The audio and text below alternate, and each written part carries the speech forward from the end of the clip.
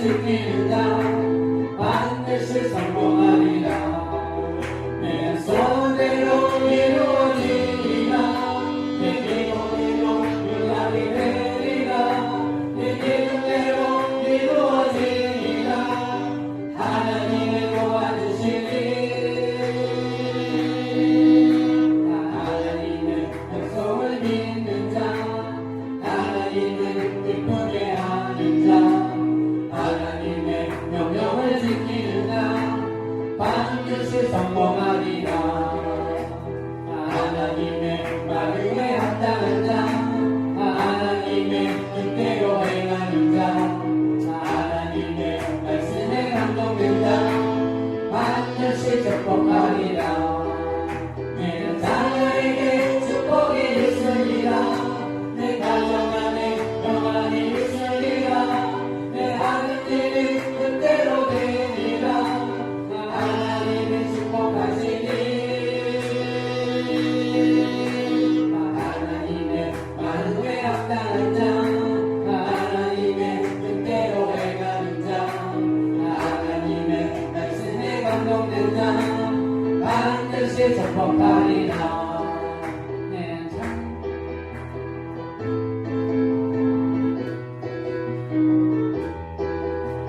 하나님의 약속을 믿는 자 하나님의 기쁘게 하는 자 하나님의 명령을 지키는 자 반드시 성공하리라.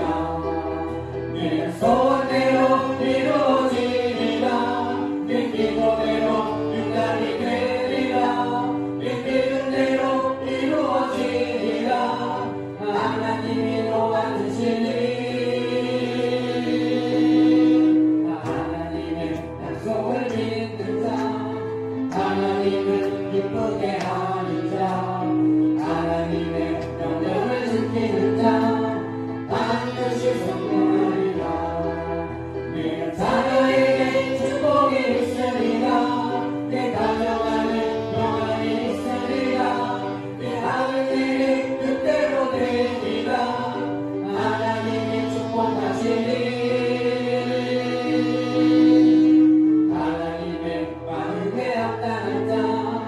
하나님의 뜻대로 행하는 자 하나님의 말씀에 감동된 자 반드시 승리하리라. 반드시 승리하리라. 세상에는 많은 사람들이 살고 있죠. 그런데 하나님 앞에서는 산자와 죽은 자로만 볼 수가 있습니다. 산자는 예수 믿는 사람이고 당연히 죽은 자는 불신자이겠죠. 그런데 우리 교인들 중에서도 하나님을 믿는다고 하면서도 죽은 자들이 있습니다. 본문의 사대교회도 살았다 하는 이름은 가졌으나 실상은 죽은 자였습니다. 그렇다면 여기 계신 저와 여러분은 지금 주님이 당장 오신다면 당당하게 맞이할 자신이 있습니까? 예전에 전도 폭발이라는 제가 전도 훈련을 받을 때에 1단계 예문에 보면 이런 게 있어요. 노방 전도를 하는 건데 길 가는 사람을 이렇게 무작위로 딱 접어가지고 이렇게 하는 거예요. 실례지만 선생님, 제가 선생님한테 질문 한 가지만 해도 되겠습니까? 하시는 분들도 있을 거예요. 그러고 왜 그러냐고 물어보라고. 선생님 혹시 죄송하지만 오늘 밤이라도 이 세상을 떠나신다면 천국에 들어갈 것을 확신하십니까? 이라고 물어봐요. 그러면 어떤 사람들은 글쎄요 이러기도 하고 그거야 뭐 죽어봐야 알지 뭐 이렇게 대답하시는 분들이 제일 많아요. 죽어봐야 알지. 그리고 어떤 사람은 나는 극락갈 자신 있어요. 이렇게 얘기하는 사람도 있어요. 그러면 또 두 번째 질문이에요. 그렇다면 선생님 오늘 밤에 이 세상을 떠나서 천국문 앞에 섰는데 그때 하나님께서 선생님한테 내가 너를 나의 천국에 들어오게 할 이유가 무엇이냐라고 물으신다면 선생님은 어떻게 대답하시겠습니까? 라는 내용이에요. 여기서 제가 여러분한테 여쭤봅니다. 여러분들은 어떻게 대답하실 겁니까? 빨리 대답이 안 나오면 이거 이상한 겁니다. 점검해봐야 돼요. 내가 너를 나의 천국에 들어오게 할 이유가 뭐냐? 라고 물으신다면 빨리 나와야 돼요. 다른 거 필요 없어요. 뭐라고 대답해야 되냐면 나는 예수님의 피 때문에 천국 갑니다. 뻔뻔해져 뻔뻔해져야 돼요. 여기서 안 뻔뻔해지면 안 돼요. 구원의 확신이라는 건 약간 뻔뻔해야 돼요. 지금 내 마음 중심에 주님을 모시지 못했다면 그때 재림의 때가 돼도 주님을 맞이할 수가 없어요. 지금 성령으로 임하시는 예수님을 중심에 모시지 못한다면 그때도 다를 것이 없다는 거죠. 그렇다면 믿음이 죽은 이유는 무엇일까요? 사대교회는 죽은 교회예요. 1절로 보면 하나님의 7영과 7뼈를 가지신 이가 가라사대. 7영이라고 하는 것은 완전한 영, 충만한 영이라는 뜻입니다. 7뼈를 가지신 분이라 하면 7교의 사자들을 붙잡으신 분을 말하는 겁니다. 이분은 바로 주님이십니다. 성령을 가지시고 그 손에 7교의 사자들을 가지신 예수님이 바로 심판자라는 것입니다. 주님은 사대교회를 향해서 내가 내 행위를 아노니 내가 살았다 하는 이름을 가졌으나 실상은 죽은 자로다. 이거 되게 무서운 말이거든요. 사대교회는 크고 경건의 모양도 있었지만 경건의 능력은 없는 영적으로는 죽은 교회였다는 겁니다. 그래서 주님께서 심판주로 나타나셨던 겁니다. 성령을 받으면 어떻게 돼요? 경험자들이시잖아요. 성령을 받으면 믿음이 온전해지죠. 그리고 어떻게 해요? 가슴이 온유해지고 따뜻해집니다. 이런 게 없다면 점검해 봐야 돼요. 부끄러운 얘기지만 우리 교회 안에서도 성도나 목회자나 자기 혈기대로 하는 사람들이 있잖아요. 저를 포함해서. 성령 받은 사람이 어떻게 시기 질투가 나오며 이간질이 나오고 남을 끌어내리려고 하고 자기네 편 만들려고 하고 이건 성령이 주는 게 아니에요. 아니에요. 이건 도둑이고 일이에요. 제가 초등학교, 저희 때는 초등학교가 아니라 국민학교잖아요. 국민학교 2학년 때까지 제가 저희 엄마 아버지를 되게 힘들게 한 부분이 있어요. 뭐냐면 학교만 가려고 하면 제가 울고 학교를 안 갔어요. 왜 울고 학교를 안 갔냐면 그래서 별명이 제가 국민학교 2학년 때까지 저기 건서방네 딸 저기 울보라고 동네 울보였어요. 왜 학교를 안 갔냐면 학교도 일찍 갔어요. 유치원 다니다가 세보니까 거의 6살 태게 제가 갔더라고요. 왜 울고 안 갔냐면 준비물을 갖고 가야 되는데 다른 건 잘 기억이 안 나는데 그것만 선명하게 기억이 나는 게 있어요. 준비물이 바람기를 만드는 거였는데 그때 준비물이 수수깡, 뭐 색종이, 종이 가위풀 뭐 이런 거였어요. 제일 중요한 게 뭐였냐면 유리컵이었어요. 그 바람개비를 만드는데 유리컵은 필요 없거든요. 유리컵이 왜 필요하냐면 바람개비를 만들어가지고 그 유리컵에다가 꽂아놔야 돼. 미술책에 그렇게 있어. 원장님 저한테 이걸 쓰라고 한 이유를 알겠어요. 그대로 갖고 가야 돼. 근데 엄마가 7살짜리한테 유리컵을 주겠어요? 안 주지. 그리고 이거 선생님이 유경아 꼭 선생님이 유리컵 갖고 오라고 그랬냐면 유리컵 갖고 오라고 그랬대요. 그렇게 안 했을 텐데 선생님이. 그러니까 엄마가 플라스틱 컵을 준 것 같아요. 그거를 들고 문 앞을 나섰는데 학교 갈 때 되면 엄마가 100원 주고 아버지가 500원 줬어요. 그때 500원은 동그란 돈이 아니에요. 푸르스름한 아실 거예요. 푸르스름한 종이돈이에요. 그래서 아빠는 엄마 원래 500원, 엄마는 100원 가지고도 그때는 되게 많이 사 먹을 수 있었어요. 양쪽에다 돈 주머니 들고 이제 신발 주머니 들고 나와. 그러면서 이제 울라고 시초를 잡는 거예요. 울면서 나와요. 저 한층 내려가다가 나무 밑에 서가지고 울고 안 가는 거예요. 울고 안 가. 왜? 유리컵을 안 줬다 이거야. 그래가지고 막 울고 있으면 동네 아줌마가 야 너 엄마한테 혼나 얼른 가 이런단 말이에요. 아니나 다를까 우리 엄마가 이제 마당 쓰는 빗자루를 붙들고 이렇게 바깥에서 보고 있어. 얘가 가나 안 가나. 안 가거든. 그리고 우리 엄마가 소리를 막 질러요. 또 울고 안 가! 막 이러죠 이제. 그러면 이제 휘끌휘끌 보면서 가요. 그럼 우리 엄마가 저희 엄마도 키가 크고 등치 좋으시거든요. 번개같이 뛰어와요. 그래갖고 나는 또 걸음만 나서려고 막 도망가. 그래갖고 이렇게 가다가 보면 엄마가 안 보이네? 그러면 거기서 또 울고 있는 거예요.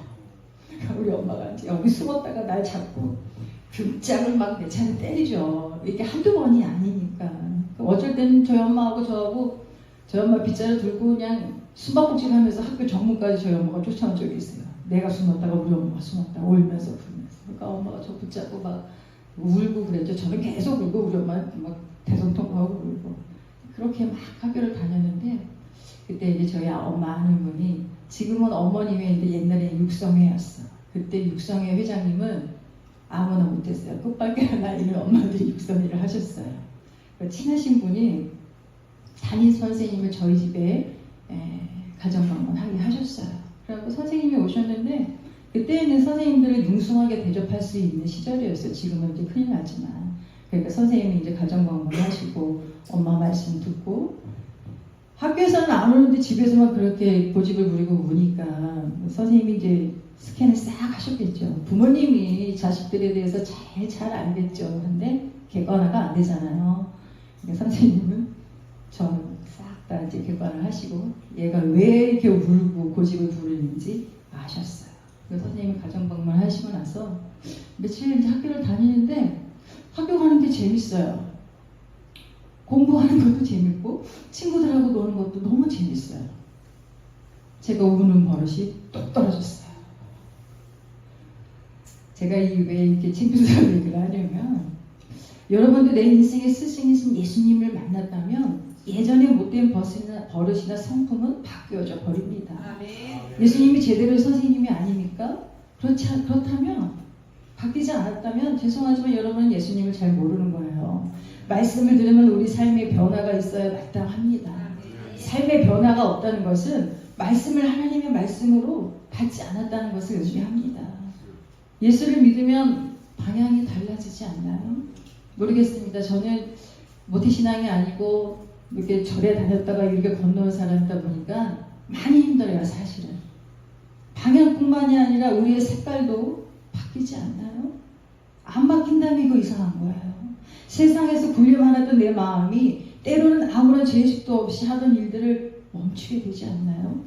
주시는 말씀을 나의 말씀을 받아들일 때에 우리의 삶도 우리의 지식도 우리의 인격도 바뀌는 변화가 일어나는 것입니다.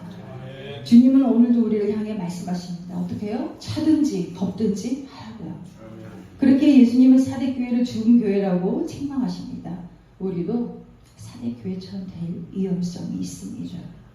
두 번째, 사대교회가 죽은 원인입니다. 사대교회는 즉 영적으로는 잠자고 있는 행함이 없는 교회였던 것입니다. 영적으로 잠자는 교회의 특징은 기도와 찬양이 없어요. 전도가 없어요. 나는 조금 전에 우리 찬양단 이렇게 찬양하실 때 감동이 막 받고 있었어요. 왜냐하면 제가 설교할 때마다 세상에서 방황할 때 꼭 나온 것 같아요.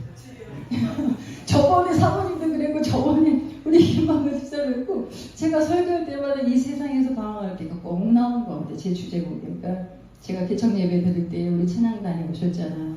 너무너무 감사하죠. 그때 별로 친하지도 않을 때인데 이 멀리에서 이렇게 와주셔서 항상 가슴에 담고 있어요. 원수는 못 갚아도 은혜는 꼭 갚아야 하잖아요.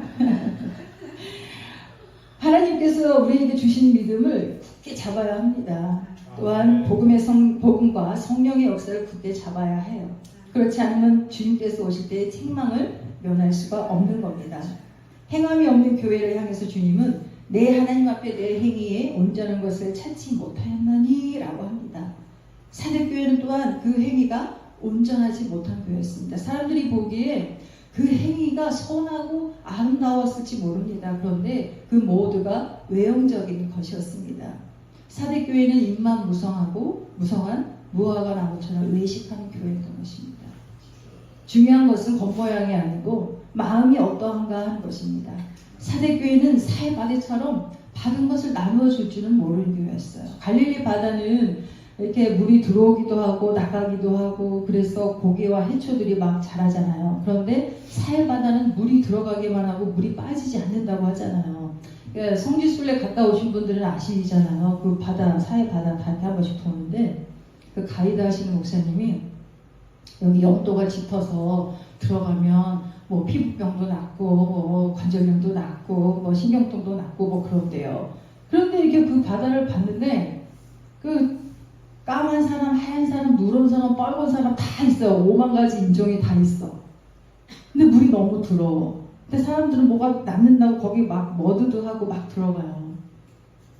근데 저는 안 들어갔어요. 성격이 나빠서 그런지 저는 안 들어갔어요. 발만 담아, 사도 발만 담으라 그래가지고. 물이 너무 더러워요. 못 들어가겠어요. 썩은 물 같아요. 썩은 물이잖아요. 물이 안 빠지고. 그런데 갈릴리 바다는 받기도 하지만 부지런히 나누어주는 그런 바다였던 거죠. 사대교회는 아름다운 건물을 가진 교회였고 엄숙한 예배의식을 가진 교회였으나 다른 영혼들의 구원에는 관심이 없었어요. 열심은 없었고 형식만 남아있던 겁니다. 예배의식 속에서도 그 안에 살아 움직이는 성령의 역사가 있어야 하는 것입니다. 성경에는 우리에게 책망받지 않을 사람이 되기를 강조하는 구절들이 많이 있습니다. 책망을 받음으로 책망받을 일들을 꾸준히 없애야 하는 것입니다. 지체들이 잘못을 하고 있는데도 그것을 살피지 않고 그것을 책망해서 바르게 잡지 않는 것은 직무유기이며 지체를 사용하지 않는 것이고 참된 교회를 세우는 일이 아닌 것이 됩니다. 내 안에 책망받을 일이 있으면 책망을 받아야 되고요. 또한 지체 안에 책망받을 일이 있으면 기꺼이 책망을 할 줄 알아야 되는 사람이 되어야 한다는 말입니다. 그렇다고 막 가서 하면 안 되겠죠. 기도 많이 하고 성령의 음성을 따라서 권면해야겠죠. 잠언 기자는 말하기를 대저 명령은 등불이요 법은 빛이요 훈계의 책망은 곧 생명의 길이라. 여기서 훈계의 책망은 영적 도덕적으로 교화 목적으로 하는 교육적 의미에서의 징계를 가리키는 말입니다. 근데 대중에는 이 은혜도 뿌리치는 사람들이 있죠. 무엇이 중요한지 모르는 사람들이 있죠. 세 번째, 사대교회가 사는 길입니다.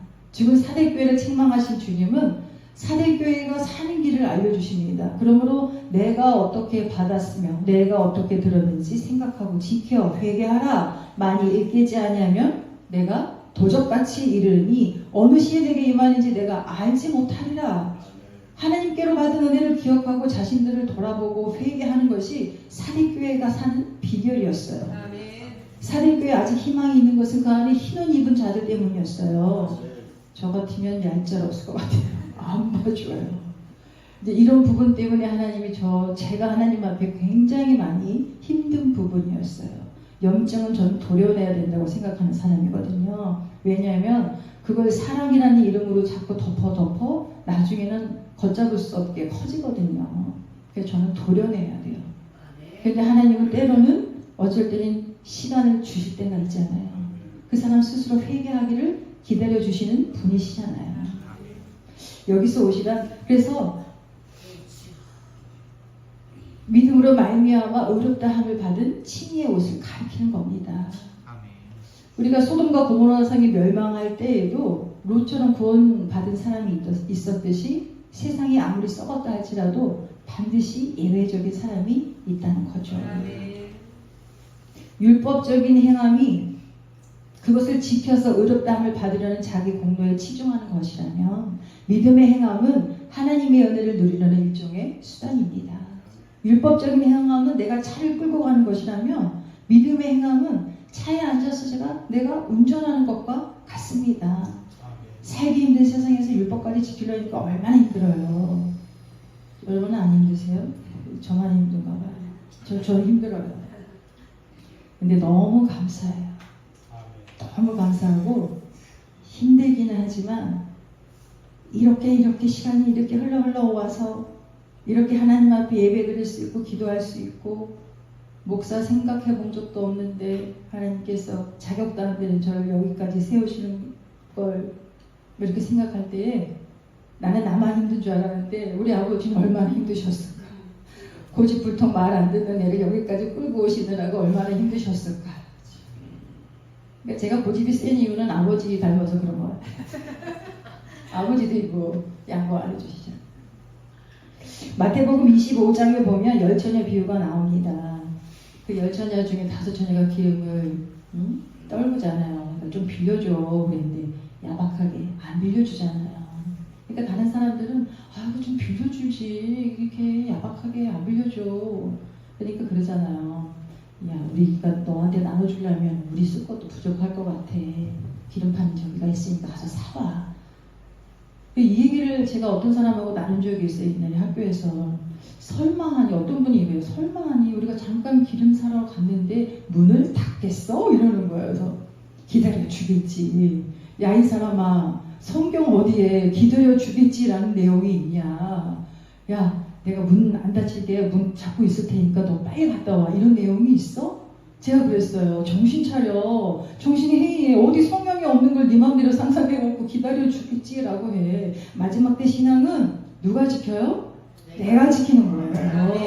남편이 도와줄 수 있어요? 아니요. 아내가 도와줄 수 있나요? 목사님이 도와준대요. 어떤 사람은. 어떤 사람은 주님이 도와준대요. 야, 주님이 심판주로 오시는데 주님이 도와주냐? 너무 해이한 것 같아요. 저는 그때 저만 욕먹었어요. 내가 좀 야박하게 얘기해가지고.